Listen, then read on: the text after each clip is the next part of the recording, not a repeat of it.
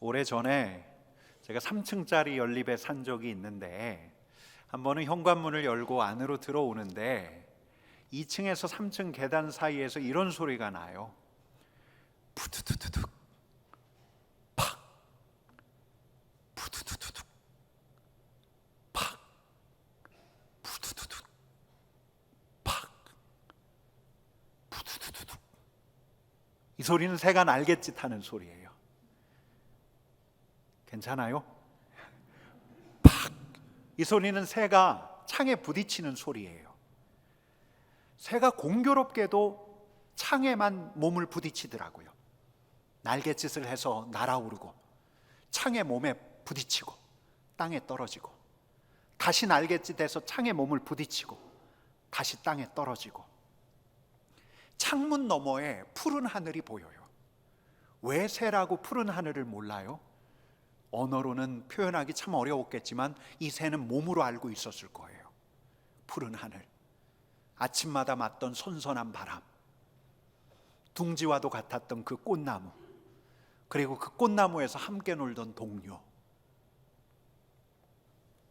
근데 이 녀석이 어쩌다 이 안으로 들어오게 된 걸까? 사방이 삭막한 벽으로 막혀있는 그 안으로 어떻게 들어왔지? 근데 이 녀석의 눈에는 푸른 하늘이 보여요. 그래서 힘차게 날갯짓을 해요. 푸두둑.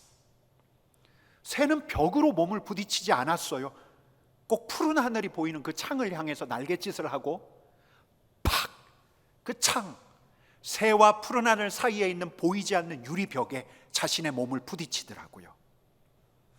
참 이게요, 어찌 생각하면 별것 아닌 장면인데 제게 참 오래 남았어요.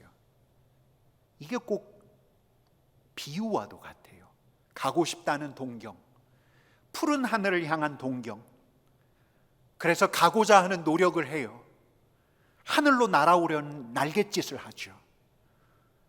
그러나 가지 못하는 좌절이 있어요. 벽이 있어요. 동경이 있고 노력이 있고, 그러나 좌절하고. 이게 인생에 대한 비유 같더라고요. 여러분, 인간에게 동경이 있지요? 전도서에 우리 하나님께서 우리 마음 안에 두신 게 있다 하셨어요.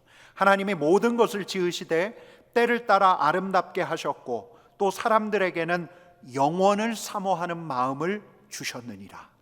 여러분, 어떤 마음이 우리 안에 있다고요? 영원을 사모하는 마음. 그래서 노력을 하는 거예요.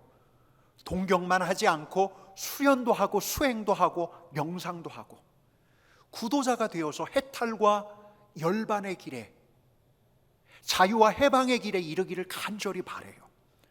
욕심을 덜어내고 욕망을 조절하고. 그러다 보니까 이 마음을 비우니까 어느 정도 자유도 자리해요. 근데 이 수행이 정말 완전한 자유에 이르게 하는 걸까? 새처럼 푸른 하늘에서 날갯짓을 하게 하는 데까지 이를까? 푸른 본향을 상상하게 하는 데는 성공하는데 정말 수행을 통해서 푸른 본향에 다다를 수 있을까? 여러분, 벽이 있어요. 엄연한 벽. 유한한 인간이 넘어설 수 없는 한계가 있어요. 번뇌와 염려로 점철된 세계가 있고 자유롭게 유영할 수 있는 세계가 있는데, 그 사이를 가로막고 있는 보이지 않는 벽이 있어요. 여러분, 성경은 이야기해요. 이 벽이 무엇인지. 우리 하나님께서 인간에게 영원을 사모하는 마음을 주셨고, 영광의 하나님에게 다다라야만 놀라운 찬란한 삶을 살 수 있다는, 빛나는 삶이 있다는 거 알려주셨지만 영광에 이르는 길이 막혀 있다고 해요. 여러분, 이걸 오늘 로마서 3장 23절에서는 이렇게 이야기하고 있습니다. 같이 읽겠습니다. 모든 사람이 죄를 범하였음에 하나님의 영광에 이르지 못하더니, 동경하지만 갈망하지만 영광으로 가는 길이 막혀 있어요. 벽이 있어요. 여러분, 우리 하나님께서 쌓은 벽이에요? 아니에요. 성경은 이 분리의 벽이 어떤 요인 때문에 만들어졌대요. 어떤 요인? 같이 읽겠습니다. 모든 사람이 죄를 범하였음에, 이 죄로 쌓은 벽이에요. 죄로 쌓은 벽 때문에 하나님에게 다가서지 못하는 거예요. 그래서 수행하지만 결국은 좌절해요. 여러분, 그래도 이 편은 좀 나아요.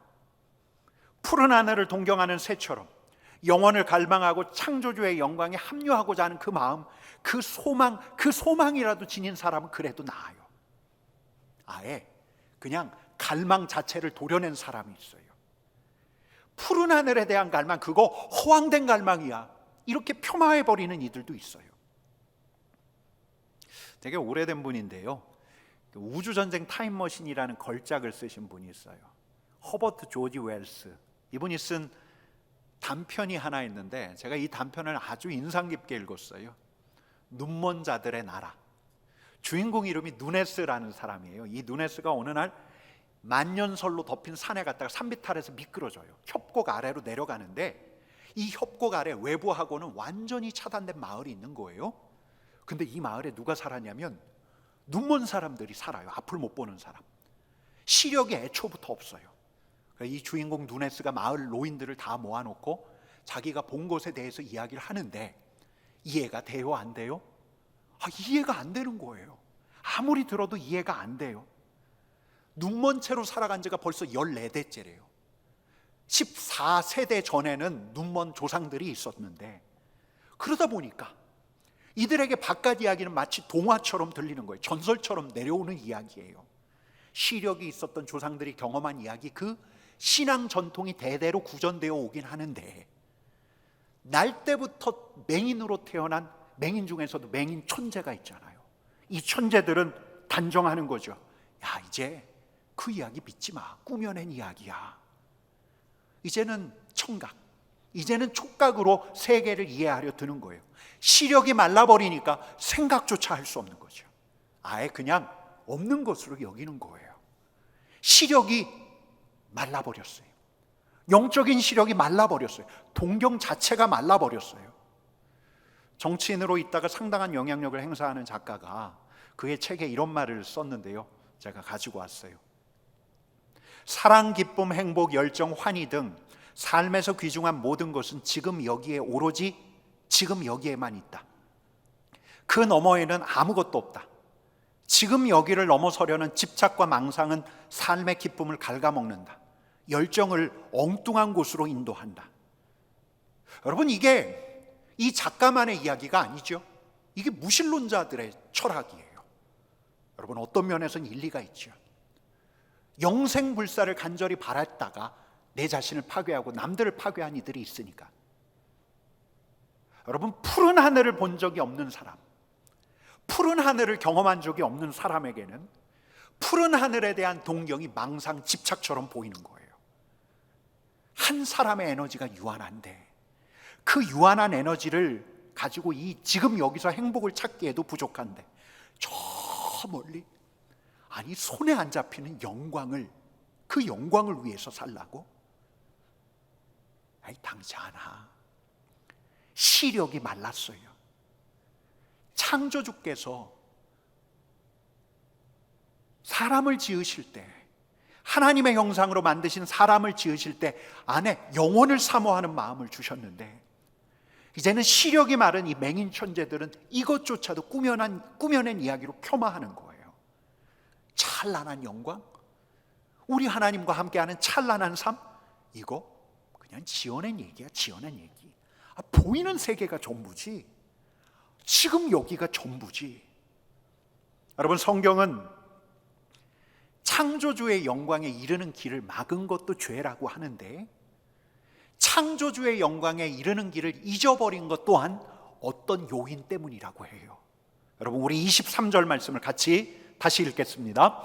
모든 사람이 죄를 범하였음에 하나님의 영광에 이르지 못하더니. 여러분, 어떤 요인 때문이죠? 죄. 어둠이 눈을 가렸어요. 죄가 영혼에 대한 갈망도 사라지게 했어요. 영적인 시력을 마르게 했어요. 여러분, 그러다 보니 현대인들은 영광에 대한 갈망뿐만 아니라 영광 자체를 잊어버렸어요. 영광 자체를 부인해요. 영광을 본 적이 없기에 영광을 부인할 수밖에. 신, 하나님, 나약한 인간이 만들어낸 허망한 공상이야요. 영원한 영광에 이르는 삶, 이걸 이야기하는 종교, 이건 살아있는 사람들의 삶을 갉아먹는 아편이에요, 아편. 이 이렇게 얘기해요. 여러분, 그럼 이 작가가 말한 것처럼, 세속주의 사상가들이 주장하는 것처럼 기쁨과 행복이 지금 여기에 있습니까? 사랑과 기쁨과 환희와 열정, 삶에서 누리는 소중한 것은 지금 여기에 있다라고 하는데, 지금 여기에 있나요? 여러분, 지금 여기에 있어요? 사랑이, 기쁨이 여기에 있습니까? 행복이 있습니까? 기쁨, 소유하는 기쁨. 여러분, 제가 처음 그 직장에 들어가서 적금 통장 하나를 개설했는데, 잊어버리고 난 다음에 한 1년 있다가 통장을 보니까 꽤 목돈이 있더라고요. 얼마나 좋은지. 이 갖는 것도 참 좋아요.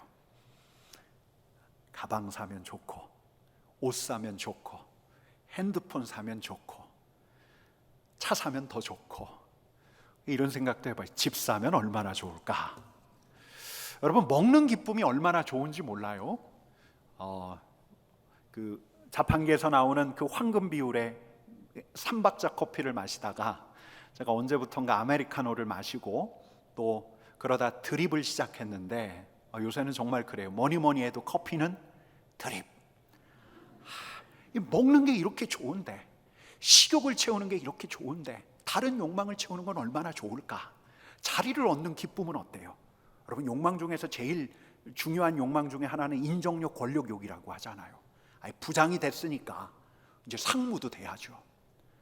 부목사니까 이제 담임 목사도 돼야죠. 여러분, 이게 정말 소중하기 짝이 없는 사람살이의 기쁨이에요. 여러분, 그래서 정말 이 자리에 있는 우리 삼덕의 가족들이 우리 주님 앞에 서는 그날까지 이 기쁨과 행복을 많이 누리시기를 간절히 축원합니다. 정말이에요. 이 기쁨과 환희와 즐거움을 많이 누리셨으면 좋겠어요. 근데 기쁨이 있으면 슬픔이 있고, 행복도 있으면 불행이 있어요. 어둠이 깃들어요. 어둠이 이런 행복이 우리 안에 지속되는 걸 용인하지 않아요. 여러분, 제가 어떤 사람 떠올릴까 하다가 좀 먼 사람 하나를 떠올렸어요. 어니스트 헤밍웨이, 노인과 바다 쓴 분인데, 이분은 정말 사랑과 기쁨과 행복과 열정을 아는 사람 중에 사람이었어요. 그가 사람들 사이에서 얼마나 쾌활한 사람이었던가, 그가 얼마나 인생의 낙을 즐길 줄 아는 사람이었던가. 결혼도 4번 했어요. 술도 좋아해요. 여행도 헤밍웨이가 얼마나 많이 했는지. 게다가 명예까지 얻었죠.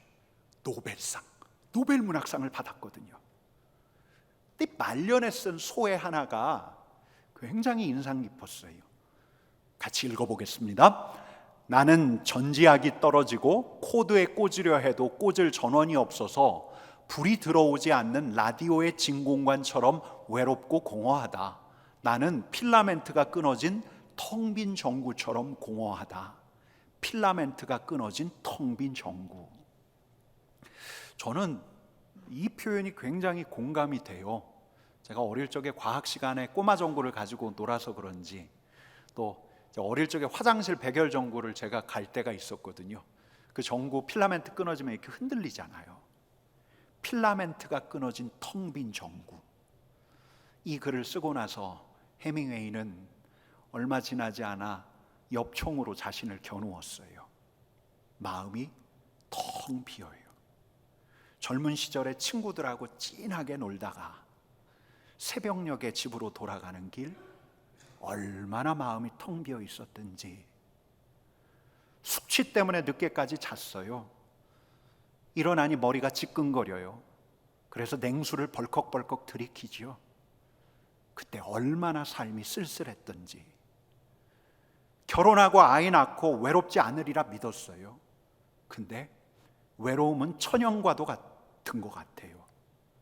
남편이 승진하면, 자녀가 시험에 합격하면, 큰 집으로 이사하면, 어디 좋은 데에서 좀 머물다 오면 염려, 근심, 우울함 이런 것들 다 털어낼 줄 알았는데 잘 가시지가 않아요. 그래서 더 분주하게, 더 경쟁적으로 살아보려고 하는 거죠. 왜? 허전하고 불안할 짬을 주지 않으려고요. 그런 근원적인 고독, 인간의 실존적인 두려움, 이런 건 아주 한가한 사람이나 누리는 호사스러운 감정 아니야. 그래서 이걸 좀 없애보려고 해요, 분주하게 살면서. 근데 저와 여러분들은 알아요. 기쁨 뒤에 서글픔이 있고, 또 웃음 뒤에 씁쓸함이 있고, 성취 뒤에는 공허함이 있다는 거예요. 나는 필라멘트가 끊어진 텅 빈 전구처럼 공허하다. 우리 하나님 말씀은 이래요. 23절 말씀 같이 읽어보겠습니다. 모든 사람이 죄를 범하였음에 하나님의 영광에 이르지 못하더니. 여러분, 하나님이 왜 모르시겠어요? 우리 하나님에게서 돌아선 자들의 숙명, 영원 영광을 망각한 이들의 비극, 왜 우리 하나님께서 그걸 모르시겠어요? 우리 하나님께서는 우리가 그런 숙명과 비극에 갇히지 않기를 원하셔요. 여러분, 우리 하나님이에요. 저의 하나님이고 여러분들의 하나님이에요. 우리 하나님은, 여러분, 우리가 허무한 삶, 필라멘트가 끊어진 텅 빈 전구와도 같은 공허한 삶, 그 공허한 삶에 머물러 있기를 원치 않으셔요. 오히려 우리 하나님은 하나님의 영광에 다다르는 삶, 하나님의 찬란한 영광 아래서 살아가는 삶, 여러분, 비유하자면 푸른 하늘의 삶이에요. 그 푸른 하늘에 충만한 삶을 살아가기를 원하셔요. 누가? 하나님의 영광을 지닌 피조물들이, 하나님의 사람들이. 여러분, 그러면 벽을 넘어야 해요. 벽을. 죄가 쌓아놓은 벽을 무너뜨려야 해요. 하나님의 영광을 가로막는 그 길을 뚫어야 해요. 그 벽을 뚫어야 해요. 여러분, 그래서 24절 말씀이 있는 겁니다. 24절 말씀 우리 같이 읽어보겠습니다. 그리스도 예수 안에 있는 속량으로 말미암아 하나님의 은혜로 값없이 의롭다 하심을 얻은 자 되었느니라. 푸두두두둑 팍, 푸두두두둑 팍. 자꾸 듣다 보니까 이런 소리도 들을만 하시죠? 새는 아무리 용을 써도 하늘로 날아갈 수가 없어요. 근데 제가 그 모습을 이렇게 보다가 너무 안타까웠어요. 가만히 있을 수가 없었어요. 저하고 상관없는 새예요. 그래도 창문을 열었어요. 새가 절대로 열 수 없는 창문 제가 열었어요. 그러자 이 새가 그냥 쏜살같이 창문을 향해서 날아가는 거예요. 여러분, 근데 우리에게 아버지의 영광으로 이르는 문을 여신 건 우리와 상관없는 문이 아니에요. 무너뜨릴 수 없는 벽, 푸른 하늘을 가로막는 그 벽을 무너뜨린 분은 정말 이 자리에 있는 우리를 그냥 살짝, 아주 살짝 불쌍하게 여기신 분이 아니에요. 우리 하나님은 견딜 수 없어 하셨어요. 견딜 수 없어 하셨어요. 자신의 형상을 닮은 자들의 비극, 유한한 그들의 숙명을 견딜 수 없어 하셨어요. 그래서 여셨어요. 여러분, 저는 창문을 열 때 힘 안 들이고 열었어요. 근데 우리 하나님께서는 길을 여시기 위해서 아주 대가를 톡톡히 치르셨죠. 어떤 대가요? 독생자를 내어주는 대가, 사랑하는 아들을 희생시키는 대가. 여러분, 그걸 오늘 로마서에서는 이렇게 이야기해요. 같이 읽겠습니다. 그리스도 예수 안에 있는 속량으로, 그리스도 예수의 죽으심으로, 예수 그리스도께서 십자가에서 대속의 제물로 죽으심으로 덕분에 저와 여러분들은 값없이 그 길로 갈 수 있는 거예요. 여러분, 같이 읽겠습니다. 하나님의 은혜로 값없이 의롭다 하심을 얻은 자 되었느니라. 값없이.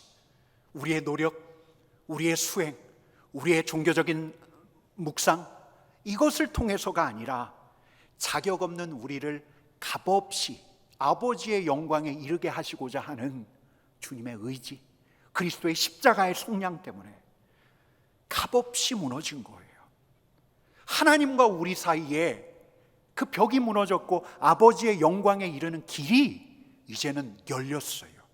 길이 열렸어요. 문이 열렸어요. 하나님의 영광에 이르는 길이 열렸어요. 예수 그리스도의 속량으로 말미암아 하나님의 영광에 이르는 길이 이제는 열렸어요.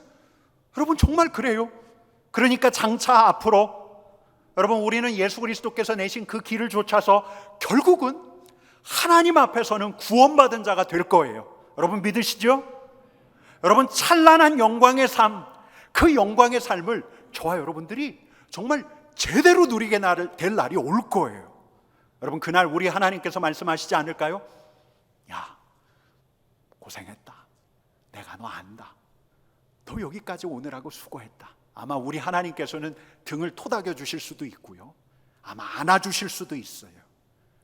여러분 이 종말을 묵상할 때마다 생각되게 되는 건 우리는 정말 바로 그때에 우리 하나님 새하늘과 새 땅에서 우리 하나님 뵐 때에 주님의 사랑과 자비에 압도되어서 평생 쏟았던 감격의 눈물보다 더 많은 눈물을 그분 앞에서 주체하기 어려워할 거예요. 그 사랑의 감격 때문에. 그러고 난 다음에 찬란한 주님의 영광에 참여하게 할 거예요. 근데 이게 끝이 아니에요. 미래의 소망으로 끝나지 않아요. 여러분 이렇게 미래의 소망으로 끝났다가는 무신론자들의 비판에 할 말이 없어요. 지금 여기서는 여러분 지금 여기서도 열려 있어요. 아버지의 영광에 이르는 길이 열려 있어요. 죄로 쌓아놓은 육중한 벽이 이제는 우리 앞에 없어요. 더 이상 그것이 하나님께 이르는 길을 막지 않아요. 하나님과 우리 사이에 막힌 것이 아무것도 없어요. 여러분 한번 같이 따라할까요? 아무것도 없다. 예수 그리스도의 속량으로 말미암아 죄의 벽이 무너졌어요. 하나님과 우리 사이에 막혀있는 것이 사라졌어요. 하늘이 열려 있어요. 믿는 자에게는 하늘이 열려 있어요. 여러분 세상에서는 이렇게 이야기해요. 사랑, 기쁨, 행복, 열정, 환희, 이거 우리가 만들어 가야 한다고. 그러나 사랑, 기쁨, 행복, 열정, 환희는 그리스도를 믿는 자들에게는 하늘에서 쏟아지는 거예요. 아니 그 이상이에요. 햇빛 비추이듯이 영광의 광채가 쏟아지니까 어둠이 사그라들어요. 텅 빈 것 같은 공허함과 쓸쓸함이 아침 이슬 사라지듯 사라져요. 슬픔이 고개를 숙이고 우리 안에 우울함이 종적을 감춰요. 하늘이 열려 있으니, 믿는 자들에게는 하늘이 열려 있으니 아버지의 영광이 믿는 자들의 어깨에 내려앉아요. 슬픔과 낙심을 거두고 새 힘을 내게 하고 다시 용기를 얻게 하고 아버지의 영광의 광채가 햇살처럼 우리 어깨에 내려앉아요. 여러분 제가 지금 어떤 뜨거운 성령 체험만 가리키는 게 아니에요. 그 누가 봐도 이거 하나님의 역사 안에 하는 아주 하나님의 거창한 사역만을 일컫는 게 아니에요. 그리스도의 속량으로 말미암아 하늘이 열려 주님의 영광이 우리의 소소한 일상으로 침입하고 있어요. 또 우리가 돈 벌고 우리가 돈을 쓰고 사람을 만나는 바로 그런 아주 평범한 일상에, 그 사소하고 평범한 일상에 우리 하나님의 찬란한 영광이 임하는 거예요. 여러분 그래서 이렇게 고백하는 거죠. 여기에 우리 주님이 계시네. 여기에도 하나님의 은혜가 있네. 당연한 것 하나 없네. 모든 것이 은혜네. 여러분 심지어는 고난 중에도 그래요. 너무너무 답답한 구도가 짜여져 있다 할지라도 그 순간에도 하늘이 열려져 있으니 그분의 은혜가 임해요. 그래서 이래 고백하는 거예요. 야, 여기에도 은혜가 있네. 여기에도 주님의 은혜가 있네. 학교에서 교사로, 또 주일학교에서 교사로 섬기던 한 여인이 있어요. 근데 그녀가 사고를 당했어요. 자기가 가르치던 학생이, 이 문제아가 이 여인의 허리를 가격했어요. 그래서 6개월 동안 병상에 있었어요. 그녀 여러 가지 생각이 들었어요. 독신으로 평생 우리 주님을 사랑하면서 사명감 가지고 교사로서의 역할을 해왔는데 왜 주님 저에게 이런 일이 생깁니까? 어느 봄날에 아주 볕이 좋은 날, 오늘처럼 볕이 좋은 날인가 봐요. 집 근처에 있는 공원으로 나갔어요. 하늘이 얼마나 좋든지, 자기 어깨에 떨어지는 햇살이 얼마나 좋든지, 그 순간에 불현듯 이런 깨달음이 들어요. 아, 주님의 영광이 나를 비추고 있네. 여러분, 오늘 말씀식으로 하자면 이런 거예요. 하늘이 열려 있네. 하늘이 열려 있네. 그녀가 집으로 들어가서 펜으로 시 한 편을 적었어요. 그 시가 이래요. 오늘 내 영혼의 햇빛빛이네. 세상에서 빛나는 그 무엇보다 더 영광스럽고 찬란하게 예수님이 나의 빛이시기 때문이시네.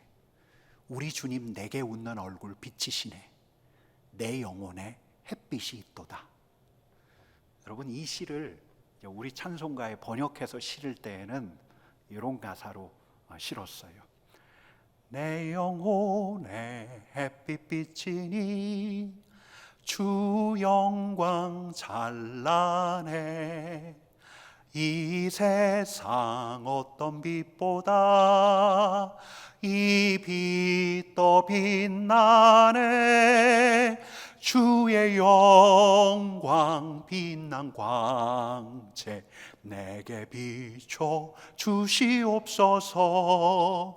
그 밝은 얼굴 배울 때 나의 영혼 기쁘다. 여러분, 열린 하늘이에요. 그리스도의 속량으로 우리가 보아야 할 보이지 않는 현실이에요. 여러분, 이게 우리의 현실이에요.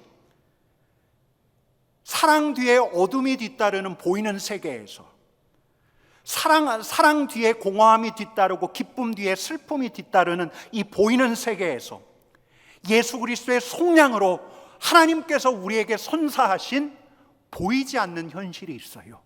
그게 열린 하늘이에요. 우리 하나님의 영광의 광채가 지금도 빛나요. 우리 하나님의 은혜가 지금도 이 안에 있어요. 이 세계는 우리 하나님으로 충만해요. 충만해요. 여러분, 어떤 이 정신과 전문의가 이런 이야기를 해서 제가 참 좋게 들었는데요. 사람의 관점, 생각, 습관을 바꾸는 건 되게 어렵대요. 쉽게 바뀌지가 않는데요. 근데 쉽게 바꿀 수 있는 게 한 가지가 있어요. 보는 거는 쉽게 바꿀 수 있대요. 그래서 그분이 이런 제안을 해요. 하루에도 여러 번씩 드넓은 창공을 보래요. 근데 여러분, 우리는 드넓은 창공을 봐요? 드넓은 창공만 보는 것이 아니라 열린 하늘을 보는 거예요. 드넓은 창공을 보면서 그리스도의 속량으로 우리 하나님께서 새롭게 열어젖힌 현실을 봐야 해요.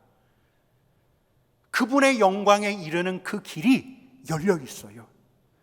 하나님의 영광의 광채가 지금도 우리에게 햇살처럼 떨어지고 있어요.